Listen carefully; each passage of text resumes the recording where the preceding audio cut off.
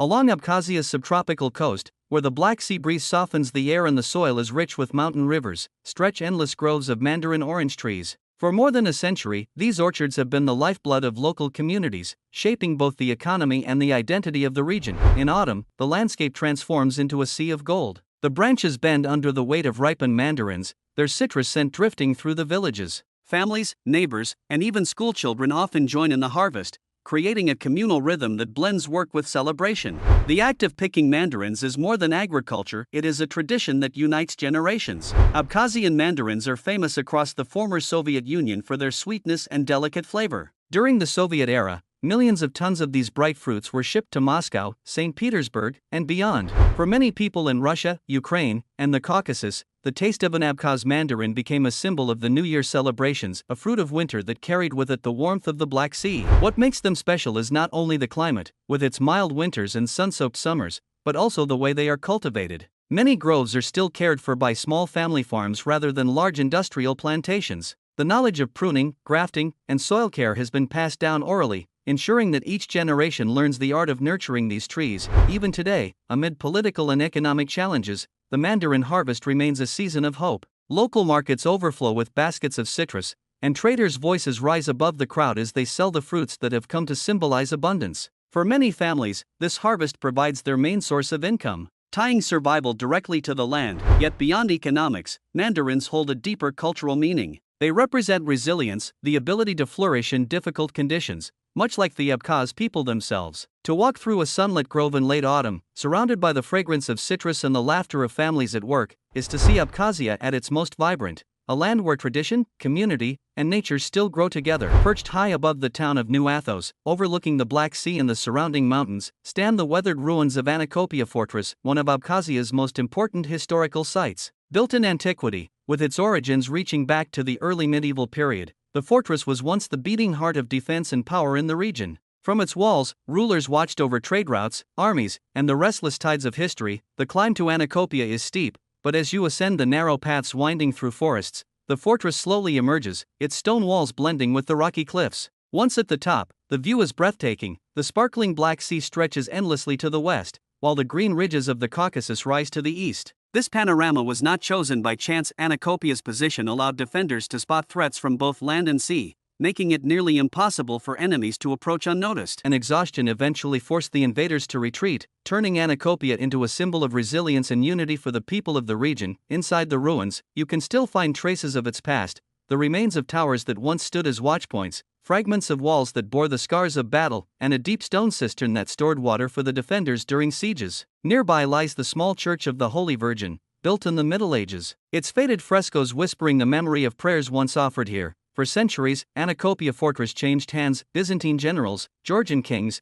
and local Abkhaz rulers all left their mark on its stones. Yet through all this, it remained a guardian of the land, a place where faith and defense intertwined. Today, the fortress stands in ruins, but it has not lost its voice. To walk among its weathered stones is to feel the weight of time, to imagine the sound of clashing swords, the chants of monks, and the watchful silence of centuries. Anacopia is more than a ruin, it is a monument to the endurance of a people and their land, still gazing proudly over Abkhazia after more than 1,000 years. In the fertile valleys of Abkhazia, where the mountains meet the Black Sea, stretches a landscape shaped for centuries by vines. Winemaking here is not merely agriculture, it is one of the oldest cultural traditions, woven deeply into the identity of the Abkhaz people. Archaeological evidence shows that viticulture in this region dates back thousands of years, making Abkhazia part of the ancient cradle of wine. The climate is perfect for vineyards, mild winters, hot summers, and soil nourished by mountain rivers. Rows of grapevines climb across hillsides, their leaves shimmering in the sunlight, producing varieties that are unique to the Caucasus. Among the most celebrated are Apsny, a rich red wine with deep notes of cherry and pomegranate, and Pso, a white wine named after the river that marks the border with Russia, known for its crisp freshness and floral aroma. But wine in Abkhazia is not just about taste, it carries deep symbolic meaning. At weddings, festivals, and family gatherings, wine is shared in ritual toasts led by the tamada, the toastmaster, who weaves blessings, wisdom, and humor into each glass raised. To drink wine in Abkhazia is to share in community, memory, and respect for the ancestors who tended the same vines generations ago. During the Soviet era, Abkhaz wines gained recognition far beyond the Caucasus, exported across the USSR and often served at state banquets. Even today, they remain a source of pride, embodying the land's natural richness and cultural resilience. Small family-owned vineyards still operate alongside larger wineries, preserving ancient techniques such as fermenting in clay vessels buried in the ground, a practice that connects modern Abkhazia to its prehistoric roots. Visiting a vineyard here is not only a chance to taste wine, but to step into a living tradition.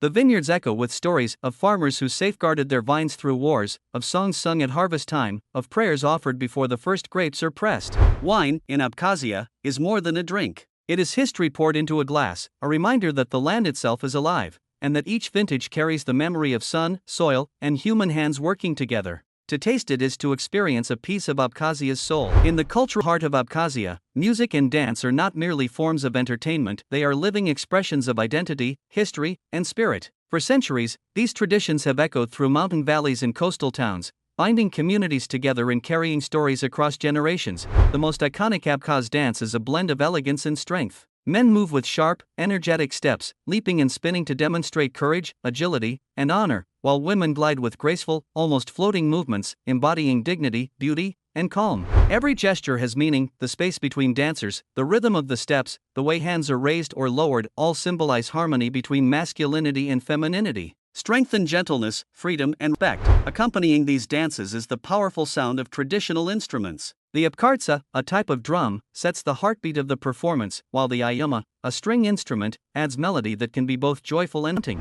Layered above these instruments are polyphonic songs, a signature of the Caucasus, where multiple voices weave together in complex harmonies. These chants, sometimes improvised, are more than music. They are a communal act, each voice relying on the others to create a whole. Historically, music and dance were central to every major life event: weddings, harvest celebrations, religious festivals, and even moments of mourning. They were performed not just to entertain but to preserve memory, to honor ancestors, and to teach younger generations about values like bravery, hospitality, and unity. One of the most striking elements is how these traditions have survived despite centuries of upheaval. Even during times of war and displacement, Abkhaz families carried their songs and dances with them, performing in secret if necessary, ensuring that the rhythm of their culture was never lost. Today, dance ensembles and folk groups continue to perform across Abkhazia and abroad, keeping alive what their ancestors began long ago. To witness an Abkhaz dance performance is to feel the pulse of a people who see art not as luxury, but as life itself. In every step, every note, and every harmony, you hear the echo of mountains, the whisper of forests, and the unbroken voice of a nation determined never to forget who they are. Abkhazian culture is perhaps best tasted at the dinner table, where food is not just nourishment but a celebration of hospitality, identity, and tradition.